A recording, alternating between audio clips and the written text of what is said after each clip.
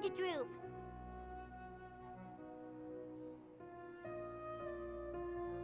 Hey, you can't just fall asleep here. Paimon will go find something delicious for you to eat. You'll wake up once you've put something yummy in your tummy. Of course, just wait here for Paimon.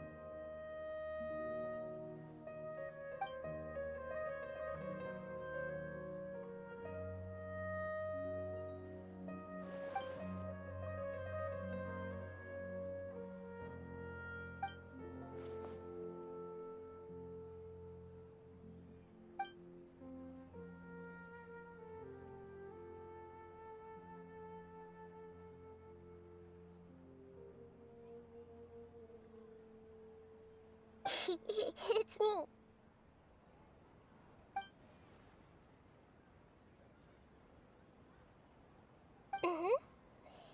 You may blame me for being a bit too self-indulgent. I was thinking about talking with you, and the next thing I knew, I had made a connection with you. The connection between us is amazing. It's like flora and the fence it grows upon.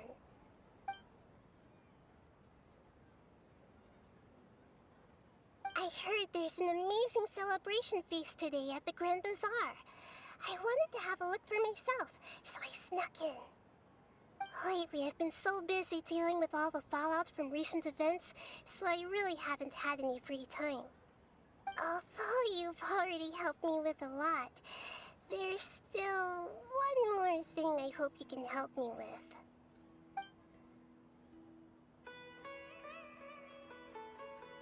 Please say thank you to everyone for me.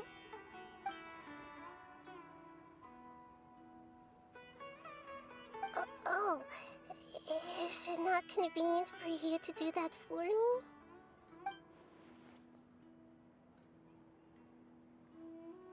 But if I just show up all of a sudden, people will become all quiet and stiff, won't they? What if I end up scaring them and ruining this wonderful feast? That'd be the last thing I want.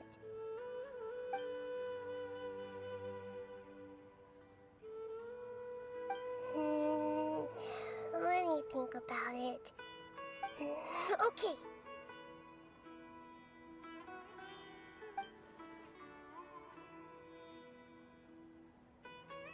Yes, I have.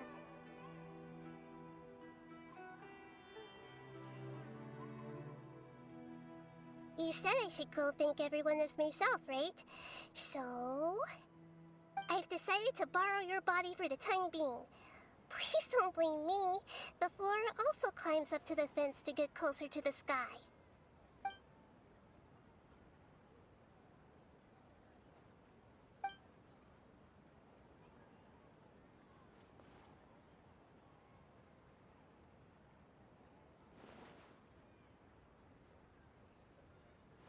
Everyone! Are you awake now? Paimon was just about to bring you the food. It's me. Huh? That voice. Nahida? Hold up. What's going on? I didn't expect to have a conversation with the consciousness of Lesser Lord Kusanali in the Grand Bazaar. Interesting. Is this also a part of the feast? No, of course not. Are you... Lesser Lord Kusanali? Hello, Nilu. You know who I am? Yes, I already know every one of you. Nilu, Alhaitham, Sino, Dia, Paimon, and Dunyarzad.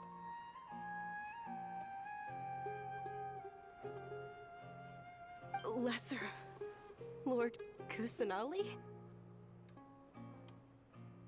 I took the liberty of occupying the traveler's body so that I could thank all of you in person. Thank you so much for rescuing me, even if that meant placing your own safety in peril and taking the risk of becoming enemies with the academia, the sages, the doctor, the balladeer, and even the entirety of Sumeru. Without you, without any of you, I would have been in a much more difficult situation. Had you not helped me to resolve the crisis, not only I, but Sumeru and even the entirety of Teyvat would have suffered great misfortune. People refer to you as the heroes who managed to rescue a god. I'm quite fond of this name. It not only explains your identities, but also bears witness to your relationship with me. Please, allow me to present to you my most sincere gratitude. Lesser Lord Kusanali, you have done so much for Sumeru, and I didn't even have a chance to do anything for you. You don't have to do this. Dingerzad, the suffering you endured during your illness is also proof of you being with me and praying for me. Thank you. You don't need to be so ceremonious. It's always been my duty to protect you. This is how the relationship between the Academia and Dendro Archon should be. We just did what was necessary and set things back on the right path. You're an Archon, but you act so humble. You really don't need to be so polite with us. I'm honored to have been able to take part in this plan. I hoped you liked the dance I dedicated to you. Thank you, all of you. Thank you so much.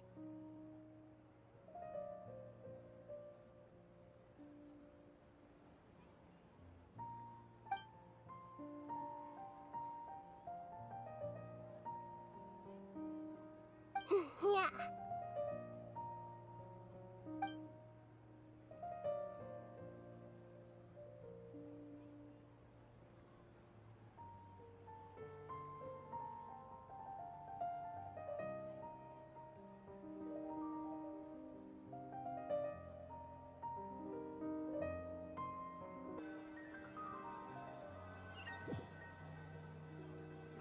Are you awake?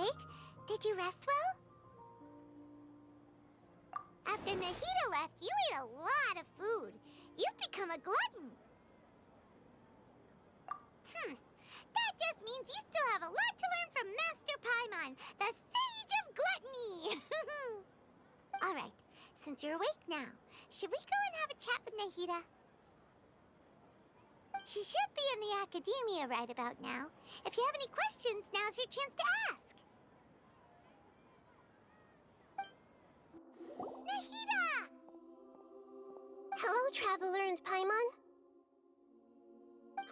What a fantastic night. I'm still immersed in all the happiness and joy, like a candle floating on water. So are we, and that's why we're here to talk with you. Is there anything you want to know?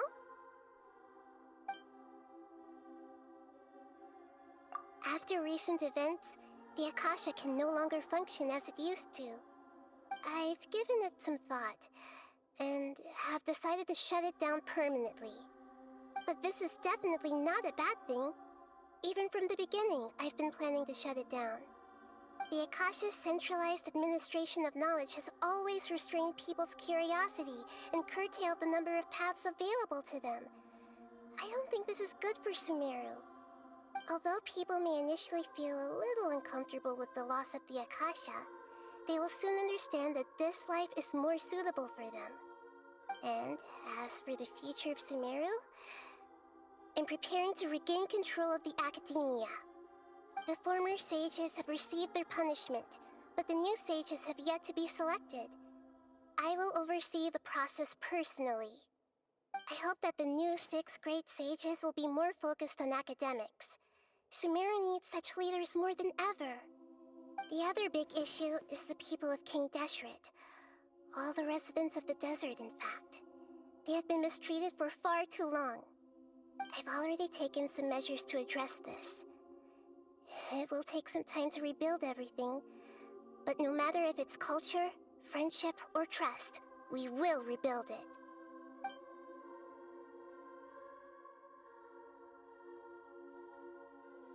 You mean, what happened after the doctor put you to sleep? Not exactly. The top-ranked Fatui Harbingers, up to number 3, possess power comparable to that of gods. I was no match for him in that kind of situation.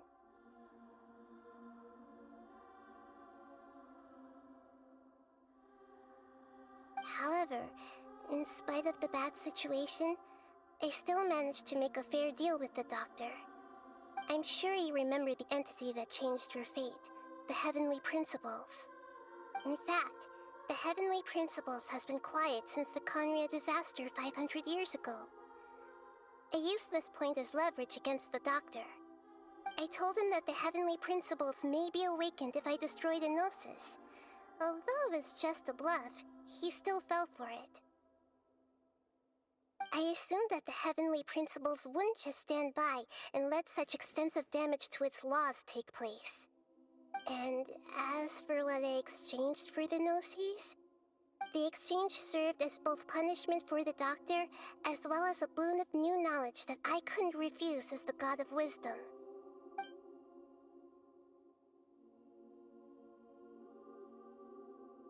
He's still in a coma.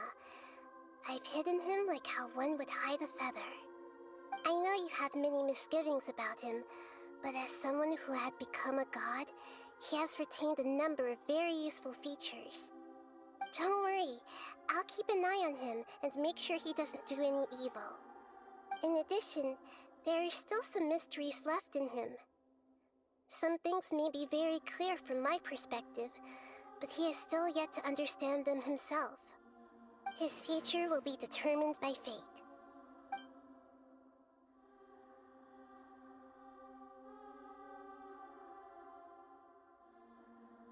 Is that where you're headed next? Fontaine, the Nation of Justice? As far as I know, that nation operates in the judicial system. Does their Archon personally judge people? No, there's a Chief Justice in Fontaine. Generally speaking, the Hydra Archon, Focalor, won't preside over individual trials. However, even then, Focalor will still make herself present at just about every trial. It seems that she just likes to immerse herself in that sort of atmosphere. As Archon, she still reserves the right to influence the final verdict. Anyway, let's just say she's got, a very unique personality.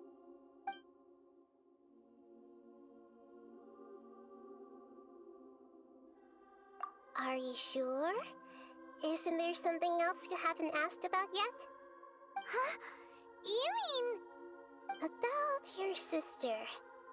While you were resting at Gandharvaville, I took some time to perform an Irminsul search for information on your sister.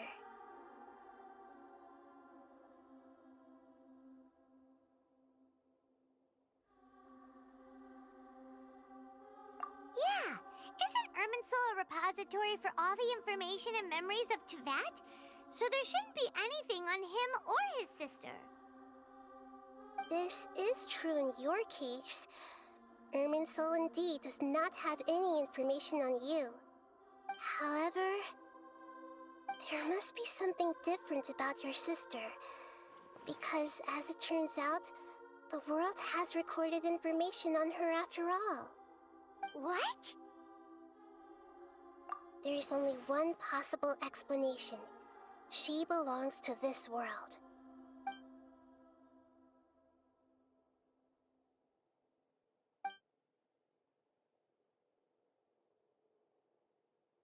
But nothing about this makes any sense! Wasn't this your first trip to Tevat?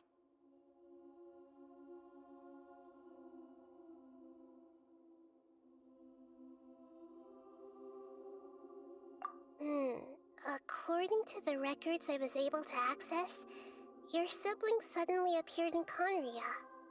After the Conria disaster, she began her journey through the 7 nations of Tevat. But just as her journey was about to reach its conclusion, the Irminsul records on her suddenly become fuzzy. What do you mean, fuzzy? Did something happen to her? All I know for sure is that somebody, for reasons only they can know, is deliberately obfuscating her fate. And whoever it is, if they can do that, who knows what else they're capable of. But even that wouldn't explain how she somehow comes from this world.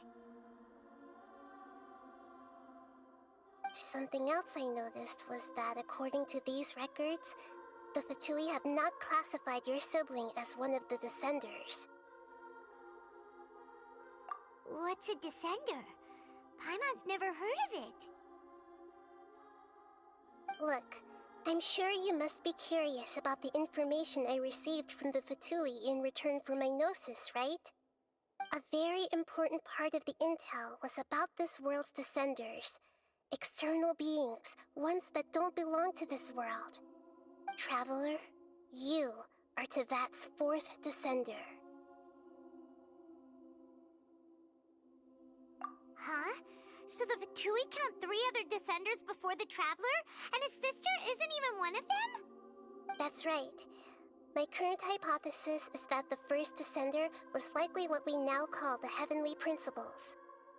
As for the other Descenders, I still need to verify their existence. It could take me some time. Paimon's head's about to burst from all this crazy new information. And yet, even knowing all this, I'm sure you must still have a lot of unanswered questions. I must say, I truly regret that I can't help you more as the God of Wisdom. There are many questions in my heart as well. I will need some time to go through each one of them.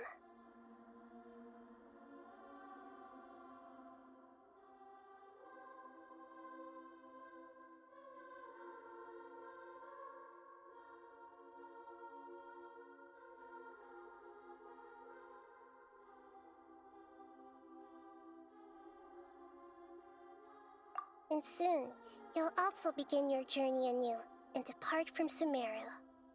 I'm very interested in your future. It's a journey that can't be observed or recorded by this world. If fate is the ultimate knowledge, then your future will be the ultimate fate. Paimon's sure glad we got to meet you, Nahida. The pleasure is all mine. I can't thank you enough. Alright, that's enough talk for today. If you ever miss me, just close your eyes, and maybe I'll appear in your dreams.